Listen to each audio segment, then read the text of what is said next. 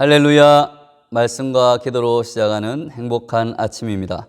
오늘은 요한계시록 3장 14절에서 22절 말씀 묵상을 나누도록 하겠습니다.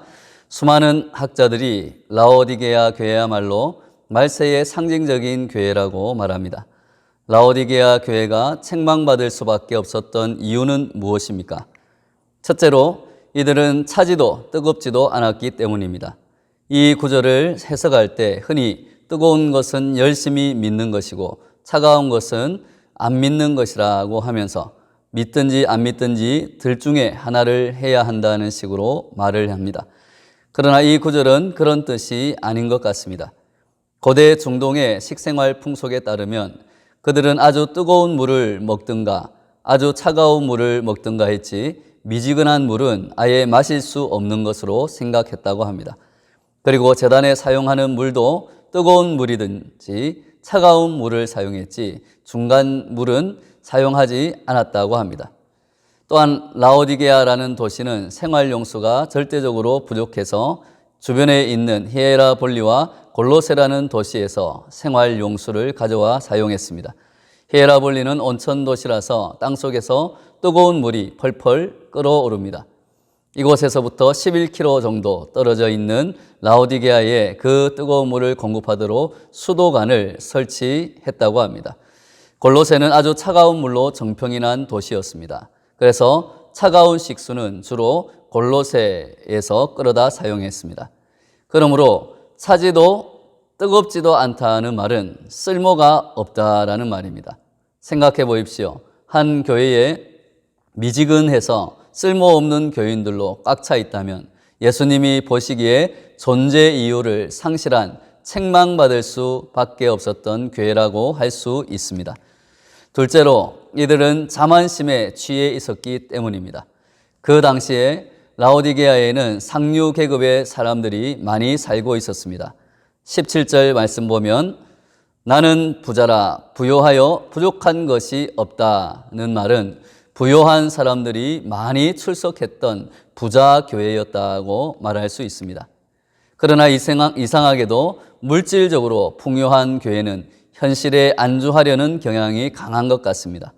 이만하면 됐지라는 현상유지식의 사고방식으로 영적인 생명력을 발휘하기가 쉽지 않다는 것입니다. 이만하면 가질 것은 가졌다고 하는 그 자만심에 취했던 라오디게아 교회. 그러나 그 순간부터 그 교회는 하나님의 손에 붙들릴 필요가 없는 교회였음을 본문에서 발견할 필요가 있습니다. 우리는 라오디게아 교회의 모습을 통해서 우리 시대를 향한, 우리 교회를 향한, 나를 향한 경고의 말씀을 읽어야 합니다. 우리가 어렵고 환난이 있을 때는 예수님을 간절하게 바라보며 열심히 기도도 하고 선교도 하고 봉사도 잘 합니다. 그러나 그동안 열심히 했으니 이만하면 됐다고 생각하고 안일해지는 순간에 우리는 예수님보다 세속적인 것들에 눈을 돌리기가 쉽다는 것입니다. 다시금 우리의 눈과 마음과 믿음을 예수님께 향하여 영적인 안일함에서 깨어나는 저와 여러분 되시기를 바랍니다. 셋째로 이들은 자기 성찰이 없었기 때문입니다. 자기 성찰이 없었기 때문에 자만심에 빠졌다고도 말할 수 있습니다. 라오디게아 교회는 옛날부터 세 가지 큰 자랑거리를 가지고 있었습니다. 그 첫 번째가 은행입니다. 그 당시 소아시아의 모든 도시들 중에서 가장 금과 은을 많이 보유하고 있었던 은행들이 라오디게아에 소재했다고 합니다. AD 60년에 소아시아 일대에 지진이 일어나서 라오디게아 교회도 굉장히 피해를 많이 입었는데 그때 라오디게아 주민들은 로마 황제의 원조를 거절할 만큼 부유했습니다. 또한 이 도시는 병원으로도 유명했습니다. 그 중에서도 안과와 안약이 널리 알려져 있었다고 합니다. 그리고 거대한 목양지를 갖고 있어서 많은 약모를 산출하는 것으로도 이름이 나 있었습니다. 이렇게 황금을 보유한 은행과 안약으로 유명했고 약모인 울 산지가 있어서 의류 제조로 널리 알려졌던 이 도시를 향해서 예수님께서 하시는 말씀을 들어보십시오. 우리 17절, 18절 말씀 같이 읽겠습니다. 내가 말하기를 나는 부자라 부요하여 부족한 것이 없다 하나 내 곤고한 것과 가련한 것과 가난한 것과 눈먼 것과 벌거벗은 것을 알지 못하는도다. 내가 너를 권하노니 내게서 불로 연단한 금을 사서 부요하게 하고 흰옷을 사서 입어 벌거벗은 수치를 보이지 않게 하고 안약을 사서 눈에 발라 보게 하라. 아멘. 그들은 스스로 부자라 하지만 예수님 앞에서는 영적으로 가난한 자들이었습니다. 진정한 부요함은 물질적인 부요함이 아닌 영혼의 부요함입니다. 누가복음 12장 20절에 어리석은 부자의 비유에서 하나님은 이르시되 어리석은 자여 오늘 밤에 내 영혼을 도로 찾으리니 그러면 내 준비한 것이 누구의 것이 되겠느냐 말씀하십니다. 물질에는 부유했으나 영혼에는 가난했던 어리석은 부자를 향한 이 말씀이 오늘 라오디게아를 향한 예수님의 말씀과 일치하는 경고가 됩니다. 또한 이 도시는 안약으로 유명했고 눈 밝은 사람이 많았습니다. 그런데 예수님께서는 그들이 눈먼 상태에 있다고 말씀하십니다. 누구보다 안과가 뛰어난 그러한 도시였고 또한 누구보다 눈이 밝다고 눈이 좋은 도시라고 그렇게 알려졌던 도시지만 예수님은 너희들의 영적인 눈이 어두워져 있다. 너희들은 영적인 맹인이다 라고 말씀하고 있는 것입니다. 그리고 요즘으로 말하자면 양털 옷을 입었을지 모르지만 예수님께서는 그들에게 벌거벗은 자들이라고 말하고 있습니다. 예수님께서는 라오디게아의 상황에 꼭 알맞은 말씀을 하고 계십니다. 그래서 예수님을 14절에 보면 아멘이시요 충성되고 참된 증인이시요 하나님의 창조의 근본이신이라고 묘사하고 있습니다. 예수님의 말씀은 무조건 옳다는 말씀입니다. 예수님은 창조의 근본이신 하나님의 말씀이시기 때문입니다. 우리는 예수님의 말씀 앞에서 자기 자신을 정확하게 들여다보는 자기 성찰이 필요합니다. 자기 성찰이 없이는 병들고 썩어가면서도 내게 무엇이 잘못되었는가를 모를 수가 있기 때문입니다. 암에 걸린 환자가 자기는 건강하다고 착각하고 있다면 그것은 얼마나 불행한 일입니까? 환자는 조기 진단에서 빨리 병을 발견해야만 치료할 수가 있습니다. 싫어도 자기의 벌거벗은 모습, 자기의 추한 모습을 정직하게 직면하는 것이 필요합니다. 물론 아프고 어려운 과정이 있지만 그 과정이 없이는 우리의 건강을 유지할 수가 없는 것입니다. 교회도 마찬가지입니다. 이만하면 됐다는 자만심에 빠져 있을 것이 아니라 예수님의 말씀, 성령님이 교회들에게 하시는 말씀을 귀담아 듣고 우리에게 무엇이 부족한가? 우리는 무엇에 병들어 있는가? 우리는 무엇에 눈물어 있는가? 우리는 어떻게 벌거벗은 모습으로 하나님 앞에 서 있는가? 그것을 살피는 안목이 필요하다는 것입니다. 즉 영적인 안목이 필요한 것입니다.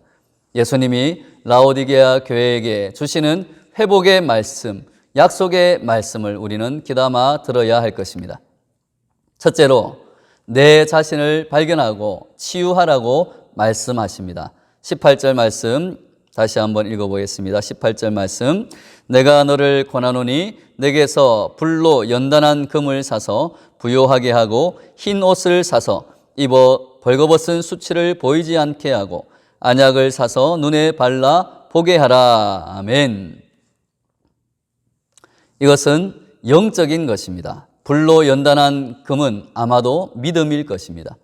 믿음에서 진정으로 부유한 자가 되고 흰 옷을 사서 입음으로써 벌거벗은 것을 보이지 않게 하라고 합니다. 흰 옷은 주님의 성결의 옷, 의의 옷을 가리킵니다. 또 안약을 사서 눈에 발라 보이게 하라고 했습니다. 황금을 보기에는 밝은 눈일지 모르지만 영광의 예수님을 보고 그들 자신의 부족함을 발견하면서 하나님 앞에서 갖고 나가야 할 삶의 길을 바라보는 생명의 길을 바라보는 면에서는 소경인 그들에게 눈먼 것을 영적으로 눈이 먼 것을 치유하라고 말씀하십니다. 둘째로 열심을 내라 회개하라고 19절에 말씀하십니다. 19절 말씀 같이 읽겠습니다. 무릇 내가 사랑하는 자를 책망하여 징계하노니 그러므로 내가 열심을 내라 회개하라. 아멘. 아직도 이 교회를 향한 예수님의 사랑은 떠나지 않았습니다. 책망투성이의 교회임에도 불구하고 예수님은 이 교회를 포기하지 않으시고 열심을 내어라, 다시금 열심을 내고 회개해서 돌아와라, 그리고 너희들이 칭찬받는 교회가 되도록 다시금 시작하도록 하라고 예수님은 포기하지 않고 그들에게 다시금 회개할 기회, 시작할 기회를 주시는 것입니다. 열심을 내고 회개해야 하나님께서 쓰실 수가 있습니다. 하나님께 제일 쓸모가 없는 사람은 열심이 없는 사람입니다. 회개하지 않는 사람입니다. 회개하여 예수님께로 돌아서서 열심히 예수님의 일을 하기 원하고 열심히 순종하기를 원하고 열심히 섬기기를 원해야 예수님께서 그 사람과 함께 하시며 그를 통해 하나님의 영광을 나타낼 수 있는 줄로 믿습니다. 마지막으로 예수님의 약속의 말씀이 주어집니다. 예수님의 약속의 말씀 첫 번째로 예수님께서는 교제를 약속했습니다. 20절의 말씀 읽겠습니다. 20절 말씀. 볼지어다 내가 문 밖에 서서 두드리노니 누구든지 내 음성을 듣고 문을 열면 내가 그에게로 들어가 그와 더불어 먹고 그는 나와 더불어 먹으리라. 아멘. 먹는다는 것은 교제를 말합니다. 만약 그리스도인들이 자기 만족에 빠져서 예수님과의 사귐을 등한히 함으로써 점차 예수님과의 사이가 멀어진다면 자연히 예수님과의 교제가 끊어질 것입니다. 예수님이 문 밖에 서 있는 것이나 마찬가지입니다.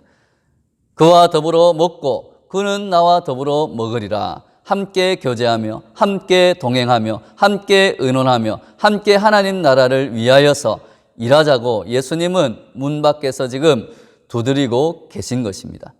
우리의 마음을 열고 영적인 눈을 떠서 예수님을 다시금 우리 마음에 드리고 영적인 교제를 통하여서 예수님과 동행함으로 하나님의 일에 힘쓰는, 그리하여 다시금 예수님께로부터 인정받고 칭찬받는 교회가 되어야 할 것입니다.